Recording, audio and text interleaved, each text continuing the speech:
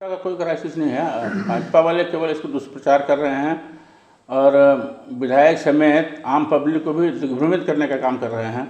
क्योंकि ऐसा नहीं है, स्पष्ट बहुमत के साथ हम लोग की सरकार चल रही है और कौन सा संकट उनको लगता है ऐसा जिसके आधार पर लोग बोलते हैं। वहाँ से कहीं कोई बात नहीं है, पूरी तरह से सरकार एकजुट है, बहुमत से ज़्यादा ही हम लोग के पास सदस्य हैं, तो फिर उसमें कहीं संकट आने की कोई बात नहीं होती है। क्या 5 साल का कार्यकाल पूरा कर रही है सरकार?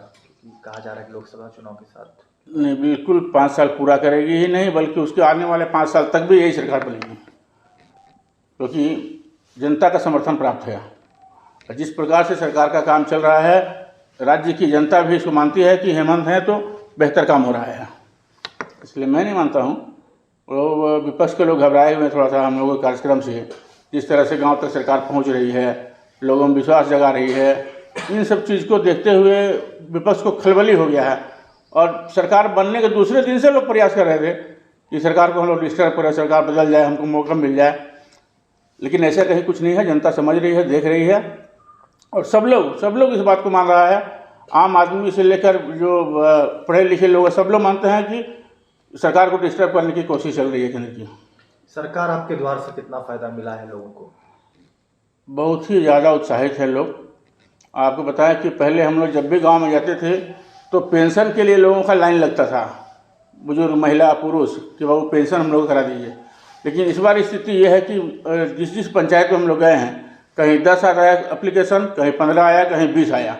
इसका मतलब ये है कि हम लोगों ने सभी लोगों को सर्वजन पेंशन योजना के तहत जोड़ लिया है और अब पेंशन के लिए कोई महामारी हमारे यहाँ नहीं है। अबू आवास से भी शुरुआत हुआ है, कागज आवेदन आए हैं और उस पर काम चल रहा है और देखेंगे आने वाले समय में आपका इसका बेहतर और रिजल्ट मिलेगा।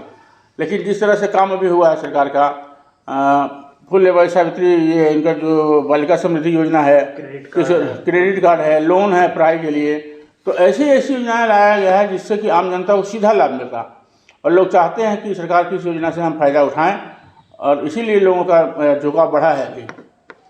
अच्छा, ईडी की जो लगातार कार्रवाई चल रही है मुख्यमंत्री और मुख्यमंत्री करीबियों के खिलाफ, इसको कैसे मानते हैं? क्या नहीं, ये देखिए दुर्भावना से ग्रसित है सरकार की कि सरकार को डिस्टर्ब करे। जैसे हमने कहा कि मंशा है विपक्षियों की कि सरकार को कमज़ोर करे, उलझाए रखे और जितना बार परेशान करने की कोशिश कर रहे हैं उससे हम लोग छन कर और ऊपर आ रहे हैं और जनता ये महसूस करने लगी सरकार को काम नहीं करना देना चाहती है भारत सरकार और भाजपा के लोग।